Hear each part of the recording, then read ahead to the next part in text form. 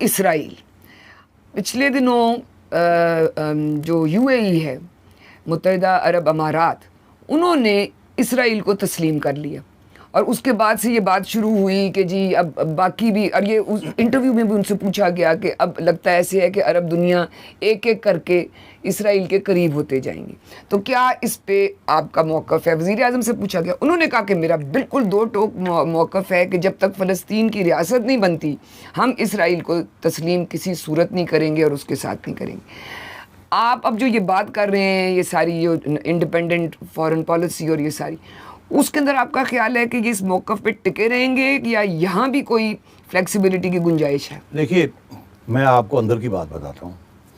वो ये है कि हमारी जो इस्टेब्लिशमेंट है ना, उनका ये एक मौक़िफ़ रहा है कि अगर मुस्लिम ममालिक उस इलाके के, अगर वो इसराइल के साथ किसी किस्म के तल्लुकात बनाते हैं तो असी चौथे मल्ले क्यों अलग बैठे हैं।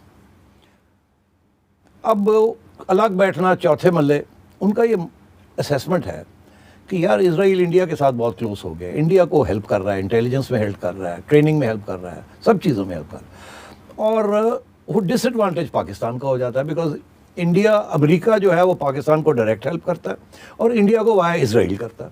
वो जो बैलेंस है, स्ट्रेटेजिक मिलिट्री बैलेंस जो है वो अपसेट हो जाता है।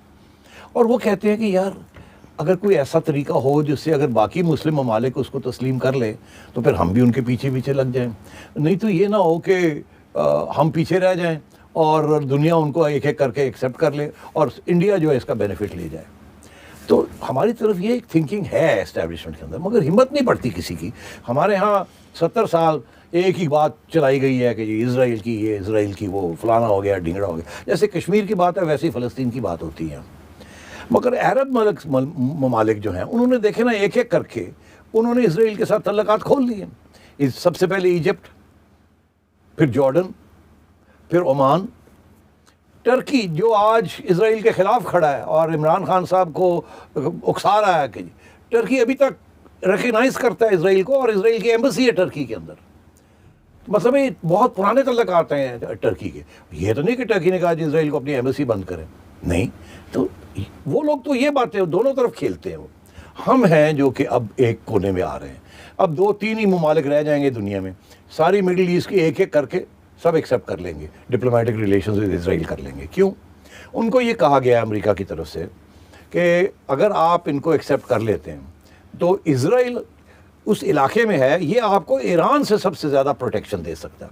बिकॉज ये गल्फ़ की जो किंगडम्स है ना, इन सबको ईरान का ख़तरा है कि खुदा ना ख्वास्ता ईरान जैसी इनकलाब यहाँ आ गए तो हमारा क्या होगा। वहाँ की जो एलिट्स हैं, जो रूलिंग जेंट्रीज हैं, और उनका फिर मज़हब के में भी तल्लुकात फ़र्क है, वो शिया हैं, ये सुन्नी हैं।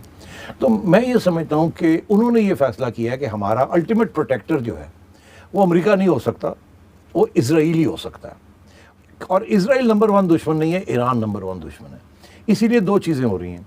एक ये कि अमेरिका के ज़रिए इसराइल को ये कहा जा रहा है कि वेस्ट बैंक के अंदर जो आप सेटलमेंट्स बना रहे हैं उनको रोक दें, क्योंकि जैसे जैसे वो सेटलमेंट्स बनती जा रही हैं उतना उतना फ़लस्तीन का ज़मीन जो वो इसराइल कब्ज़े में ले रहा है और उतना ही मुश्किल हो जाता है उसके साथ डिप्लोमेटिक रिलेशंस खोलना फॉर द अरब्स। इसलिए ये जो पहली जो एग्रीमेंट हुई है उसके अंदर ये फैसला हुआ है कि इसराइल ने अभी हॉल्ट कर दिया है permanent settlements in the West Bank as a beginning, as a पहला कदम कि हमने आगे अब हम नहीं बढ़ेंगे सेटलमेंट्स बनाने के लिए। हम अभी भी 2 स्टेट सोल्यूशन चाहते हैं, मगर उसके अंदर बहुत सी कंडीशंस हैं। मगर पहला कदम हमने ये लिया है कि हमने अपनी सेटलमेंट्स आगे बढ़ने रोक दिए। ये नहीं कि परमानेंटली रोक दिए, वो परमानेंटली रुकेंगी जब 2 स्टेट सोल्यूशन आएगी। तो ये यूएई वाले ये कह रहे हैं कि ये बहुत बड़ी हमारी अचीवमेंट है कि हमने उनको रोक दिया है, वो जो पुराने कोर्स पे चले हुए थे उसको वहाँ रोक दिया। अब सऊदी अरेबिया भी इस चीज़ को तस्लीम करता है, मगर सऊदी अरेबिया अभी भी पीछे हटा हुआ है। वो चाहता है कि और 4-5 लोग और भी रह गए ना, अभी और भी तो रह गए, वो भी एक एक करके इसराइल उनके साथ कोई तल्लुकात, क्योंकि Saudi Arabia will be the last. और अगर सऊदी अरेबिया ने कल एक्सेप्ट कर लिया इसराइल को तो फिर आपके लिए बहुत मुश्किल हो जाएगा। मगर आपके लिए तो प्रॉब्लम ये है ना कि आपके लिए ईरान तो इज़ नॉट अ प्रॉब्लम, उनके लिए ईरान इज़ अ प्रॉब्लम। तो ये हमेशा एक बड़ा मसला रहेगा आपके लिए इसराइल का मसला। मगर साथ साथ पाकिस्तान की इस्टेब्लिशमेंट भी चाहती है कि यार ये जो इंडिया को एज मिला हुआ है ये एज ख़त्म हो। और अगर फ़लस्तीनी एक्सेप्ट कर लेते हैं जो भी सोल्यूशन आती है तो फिर आप कौन होते हैं कहने वाले कि हम नहीं एक्सेप्ट करते। तो ये इंतज़ार ये हो रहा है कि फ़लस्तीन के अंदर कोई 2 स्टेट सोल्यूशन जो है उसमें पैलेस्टीनियंस को, हमास को एक्सेप्ट करवा लिया जाए। जैसे ही वो एक्सेप्ट करते हैं तो हम सब लाइन लगा के अंगूठा लगा देंगे उसके ऊपर। तो ये सिचुएशन बन रही है। उस वक्त तक पाकिस्तान यही कहेगा हम नहीं मानते, हम नहीं जानते, हम इसराइल को रिकग्नाइज़ नहीं करेंगे। मगर ये वक्त आएगा, ये याद रखिएगा, ये वक्त आएगा कि एक दिन आएगा कि मुस्लिम ममालिक इसराइल को एक्सेप्ट कर लेंगे, 2 स्टेट सोल्यूशन भी हो जाएगी। अब उसके अंदर वो आइडियल सोल्यूशन तो नहीं होगी जो कि फ़लस्तीनी चाहते हैं, मगर कभी कभी नेशन स्टेट्स की हिस्ट्री के अंदर इम्परफेक्ट सोल्यूशंस कॉन्फ्लिक्ट को बंद करने के लिए इम्पोज की जाती हैं। तो ये उस तरफ ये बढ़ रहा है सारा कुछ आहिस्ता आहिस्ता। हाँ जी, उन्होंने यही कहा है कि अगर फ़लस्तीन की रियासत कायम हो जाती है तो फिर देख लेंगे। अच्छा, अब मैं अरब दुनिया से सीधी पंजाब में आ रही हूँ, क्योंकि ये भी एक बड़ा लोगों के लिए दिलचस्पी का वो है कि उस्मान बुज़दार साहब पे जब सवाल किया गया कि ये नैब ने बुला लिया है, उनके आमदनी से ज़्यादा जो असासे हैं और ये वो जो शराब के लाइसेंस वाला केस है, तो फिर वज़ीर आज़म ने बड़ी एक उनकी डिफेंड किया उनको और कहा कि भाई एक इतने बड़े सूबे के चीफ एग्जीक्यूटिव को इन्होंने नैब ने ऐसे तलब कर लिया और ये तो एक्साइज़ का मामला था। और साथ उन्होंने एक और सिटी से बड़ी इंटरेस्टिंग बात की कि बदकिस्मती से पार्टी के अंदर से भी बहुत लोग चाहते हैं वज़ीर आला बनना, तो ये भी सारी चीज़ें हैं। तो ये आप क्या इसको भी ये समझ रहे हैं कि पंजाब में ये कोई तब्दीली नहीं आएगी क्योंकि वज़ीर आज़म अपने उस पर डटे हुए हैं? देखिए, साफ साफ बात है, एस्टैब्लिशमेंट तो चाहती है कि तब्दीली आए, वो चाहती हैं परफॉर्मेंस हो यहाँ। वो समझते हैं कि उस्मान बुज़दार गवर्नमेंट को और PTI को और इमरान खान को ख़राब कर रहा है, और क्योंकि ख़राब कर रहा है तो इंस्टेबिलिटी हो रही है, और उस वजह से क्योंकि वो चीफ मिनिस्टर नहीं चला सकता, बन नहीं सकता, बन तो गया मगर हुकूमत नहीं चला रहा। 2 चीज़ें हो रही हैं। एक ये कि ऊपर वाली जो ब्यूरोक्रेसी है, सीनियर ब्यूरोक्रेसी, वो उन्होंने पेन डाउन कर दी है। वो कहते हैं हम कोई फ़ैसला नहीं करेंगे क्योंकि हर रोज़ तब्दील हो रहे हैं लोग, कोई बंदा आता है। अब लाहौर कमिश्नर की ले लें, पिछले 42 डेज़ में आपको पता है लाहौर में कमिश्नर कोई नहीं है, कोई बनने के लिए तैयार नहीं है, क्योंकि वो आते हैं जाते हैं। जैसे FBR में आए गए 5 सेक्रेटरीज़ आए, चीफ सेक्रेटरीज़ आए गए, यही हो रहा है यहाँ पर। कोई बनना नहीं चाहता और कोई फ़ैसला नहीं करना चाहता। एक तो ये, दूसरा ये कि जो लोअर ब्यूरोक्रेसी है वहाँ इतनी ज़्यादा करप्शन बढ़ गई है क्योंकि सीनियर ब्यूरोक्रेसी ने पेन डाउन कर दिया, फैसले नहीं कर रहे। लोअर ब्यूरोक्रेसी जो है वो करप्शन में इन्वॉल्व हो गई है, और वो करप्शन जो है वो चीफ मिनिस्टर के दरवाजे तक पहुँच गई है, जिसकी वजह से यहाँ बहुत बड़ी क्राइसिस है पंजाब के अंदर। मगर प्राइम मिनिस्टर साहब तस्लीम करने के लिए तैयार नहीं। उसकी 2 वजूहत है। एक तो शायद उन्हें किसी फरिश्ते ने ये कह दिया है कि जी अगर आपने पंजाब में तब्दीली लाए तो आप भी गए।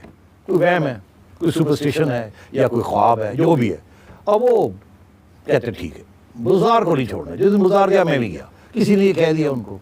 अब वो यकीन कर रहे हैं, सेल्फ बिलीफ तो है ना, अपने आप को हिप्नोटाइज तो कर लेते हैं ना, सेल्फ हिप्नोटाइज। दूसरी चीज़ ये है, तो ये बड़ी इंटरेस्टिंग बात है कि हर शाख पे एक चीफ मिनिस्टर बैठा हर शाख पे उल्लू बैठा होता है। मैंने नहीं कहा, आपने कहा। तो हर शाख पे चीफ मिनिस्टर बैठा। मैं 4-5 तो गिन सकता हूँ।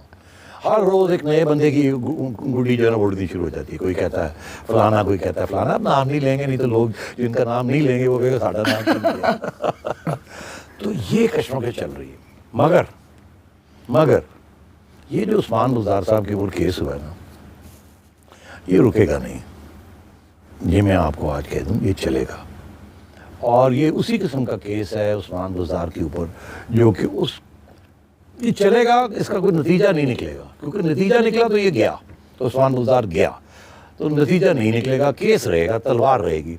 जैसे फॉरेन फंडिंग केस की तलवार इमरान खान साहब के ऊपर और PTI के ऊपर है और रहेगी, इसी तरीके के साथ ये भी है और रहेगा। अभी नैब ने जो बुलाया चीफ मिनिस्टर साहब को, उसके बाद PS to CM उस वक्त के जिस वक्त ये चीज़ें साइन वाइन हुई थी, तो मेरा ख्याल है कि सबको पता हुआ क्या है और कहाँ से ऑर्डर आया और कैसे हुआ और क्या नहीं हुआ। इसमें वो लोग अप्रूवर भी बन जाएंगे। मैं आपको लिख के दे रहा हूँ, और मेरी खबर भी है अंदर की चिड़िया की। मगर बात यह है कि उस्मान बुज़दार जो मर्ज़ी कोई कर ले, उस वक्त तक नहीं जाएगा जब तक इमरान खान फैसला नहीं करेगा कि इसको अब जाना है। और इमरान खान साहब ने अपने जहन में ये बात बैठा ली है कि अगर ये गया तो मैं नहीं बचूंगा। अब वो उसके पीछे क्या सोच है, क्या फ़लसफ़ा है, क्या जादू है, ये मैं कुछ नहीं कह सकता। तो उस्मान बुज़दार साहब टिके हुए हैं, कोई उनको फ़िक्र की बात नहीं। हाँ, तो इमरान खान साहब अपने आप को बचाते बचाते चाहे पंजाब जो है ना वो उसका बेड़ा गर्क हो जाए।